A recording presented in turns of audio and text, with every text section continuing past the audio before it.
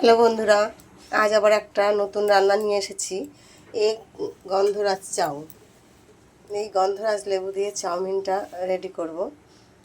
আপনারা দেখুন, ভালো লাগবে, করে খেয়ে দেখবেন, খুব ভালো লাগে। কড়াইতে তেল দিয়ে দিয়েছি, তেলটা গরম হয়ে গেছে। এবার আমি দিয়ে দেবো সবজিগুলো দিয়ে দিচ্ছি।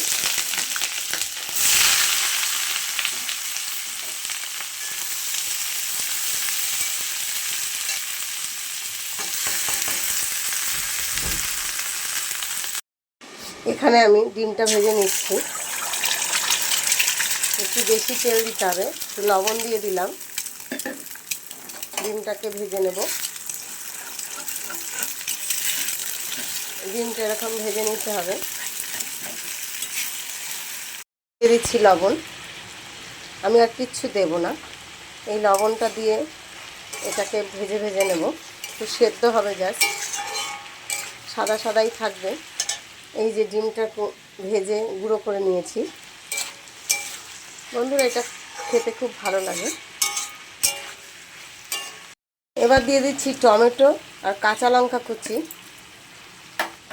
এই রান্নাটা আপনি সব রকম সবজি দিয়েও করতে পারেন, আবার আপনি কোনো সবজি না দিয়ে শুধু পেঁয়াজ দিয়েও করতে পারেন, বা এর মধ্যে আমি যেমন বাঁধাকপি, আলু, ক্যাপসিকাম, টমেটো দিয়েছি।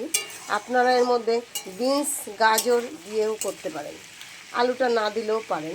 আমি আলুটা দিয়েছি আসলে একটু বাড়বে বলে। সব সবজিগুলো আমার নরম হয়ে গেছে। এখন আমি চাউমিনটা দিয়ে দেবো। চাউমিনটা দিয়ে মিশিয়ে নেব।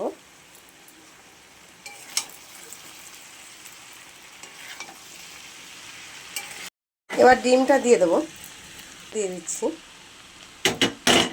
ডিমটা দিয়ে মিশিয়ে নেব। গোলমরিচের গুঁড়ো দিয়ে দেবো। তা গোলমরিচের গুঁড়ো দিলে বেশি ভালো লাগবে। আবার মিশিয়ে নেব।